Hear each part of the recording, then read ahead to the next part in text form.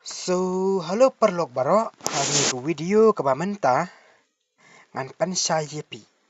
Kumno banyak free Facebook page follower.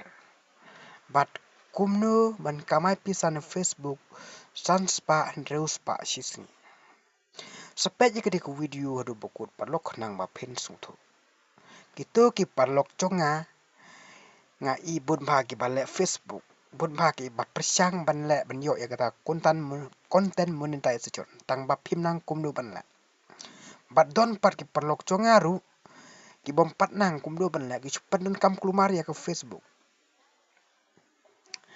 Kim pat la pan pen kla ya ke Facebook akau congki sia ke business akau konang bakela ang kamai pisa. Kita ki perlok conga ki bom pat pengkela na ke Facebook nak art friend sia ke follow ki bom pat ton on ya professional mood kim pat la setiap ban kamai pisa dan leru. Hoi wat kine ki bala pan pengkela na ke art friend sia ke follow ru kim pat la na mar kim pat on share follower.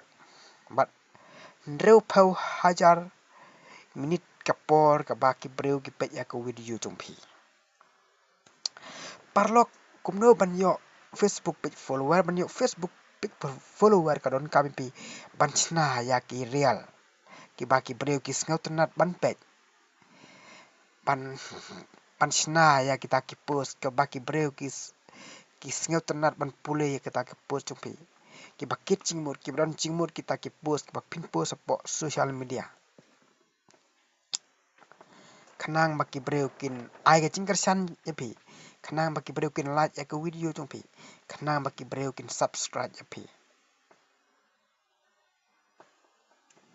Om tang kata perlok ada pikwa baka Facebook jompi kan viral. Pinchna ya kita ki komedi video ki baki breu sisa ki bak pi lap dan kring ya ki breu ka kata ke video jompi kan kring ya ki breu bakin page ya kata ke video jompi kenang bapin lap kan kamai pisa na Facebook sans pa terus pa om tang kata siajar arhajar si pawajar si sengiru ada pila ada pidon kata kesap man kamai pisa na Facebook. Tatang kum ta khublai sibon ngai philya sutho ngai sia ha ko wei ko video ada pis ngoton cing kono ko cing pilap komen yang bangan yarat ban acing sai jepi tang kum ta khublai sibon khublai sia jarmu.